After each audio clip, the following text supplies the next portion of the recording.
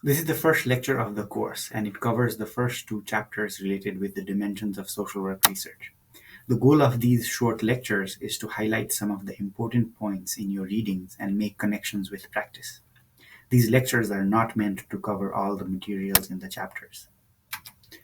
One of the first questions to ask is, as you embark on learning about social work research, is why does the field of social work do research? Social work is an applied discipline and has traditionally relied on research from different disciplines such as psychology, economics, and sociology, and so on. We continue to rely on research from other disciplines, but have started to build a knowledge base of our own too. So, why do we do research as social workers? This slide highlights some of the points why social workers conduct research. First reason is that we want to understand society's problems. Not all, but a lot of research in social sciences is geared towards understanding behaviors of either humans or systems in order to build theory, that is, to understand how the world works. However, social work research is more problem focused. We want to understand the world, but we are focused on specific problems. For example, we want to understand what kinds of disparities exist, why it exists, and how to solve them. Similarly, we are interested in issues related to poverty, mental illness, welfare of children, etc.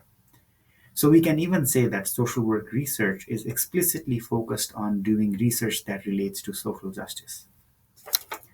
Not only do we want to understand the problem, but also how to solve them. Social work research is about designing interventions to solve these big problems. So social work research is concerned with examining whether these interventions are effective or not. If they are not effective, we figure out how to change them, and if they are effective, we figure out how to apply in different settings. Another reason is creating a knowledge base and theory that will be useful for society now and in the future.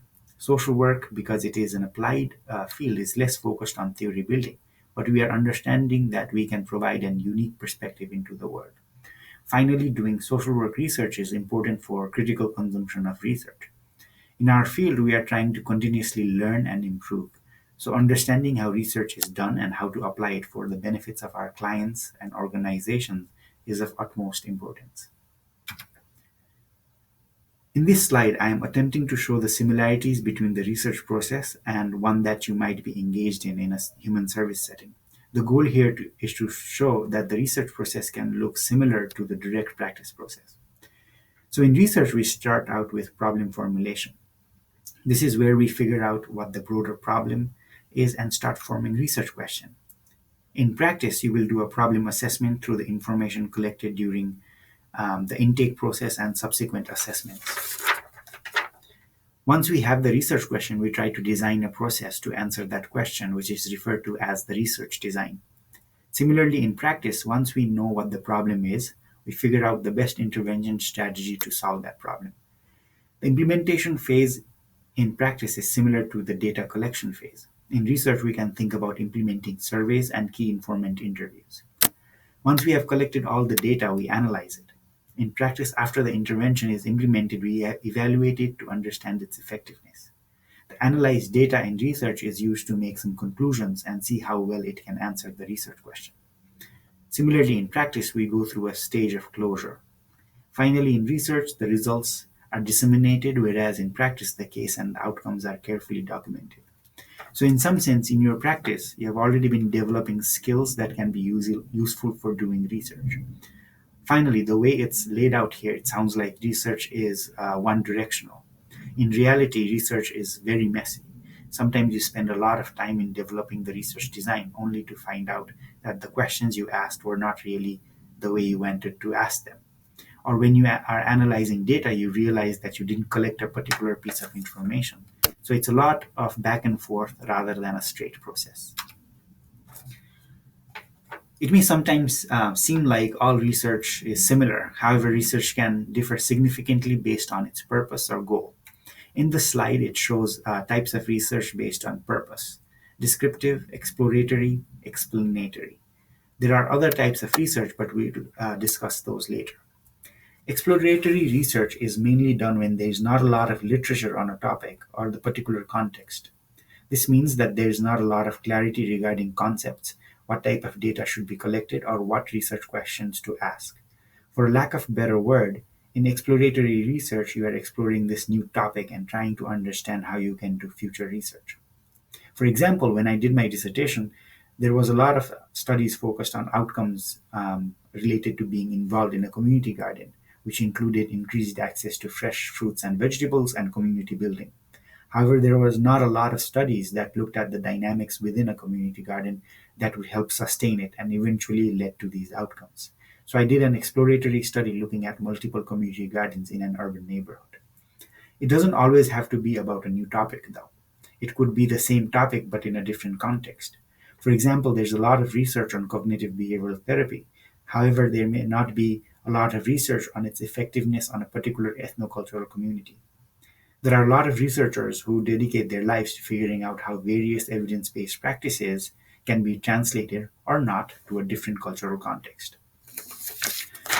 Descriptive research is used to provide a detailed picture of a particular phenomenon. Most of the time, you start with an exploratory research, but that can easily blur into a descriptive research phase.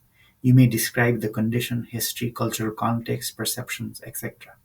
You may also come up with different categories or classification to help future studies better organize concepts. So using the earlier example, I could continue the community garden study and begin to describe the number of garden, types of garden, who uses the gardens, how do people from different cultural groups use garden differently, how were the gardens started, and so on. In essence, you are describing a phenomenon. Once you have described a phenomenon in detail, you'll want to know why that particular phenomenon exists, what are its consequences, and why does something happen. Answering this why question is the main goal of explanatory research. So, in the community garden example, one could ask why community gardens were started in urban neighborhoods in the first place. This will lead you to the complex history of many urban areas in US that relates to urban decline, segregation, environmental justice, and a form of community organizing that led to resistance by many minority communities. Finally, in this short lecture, we will address the fact that there are multiple sources of knowledge. It is important to note that some of these sources are not mutually exclusive. First of all, tradition is a tremendous source of knowledge. The best way to think about tradition as a source of knowledge is through the statement, that's how it's always been done. So, in your family, among friends, or in your agency, if someone says, that's how it's always been done, that particular knowledge comes from tradition. Another source of knowledge is through experience, and this is important and what social learning tries to highlight. We either experience something or hear about others' experiences and learn about it. In this kind of learning, you learn from trial and error and you start doing things that have the best outcome.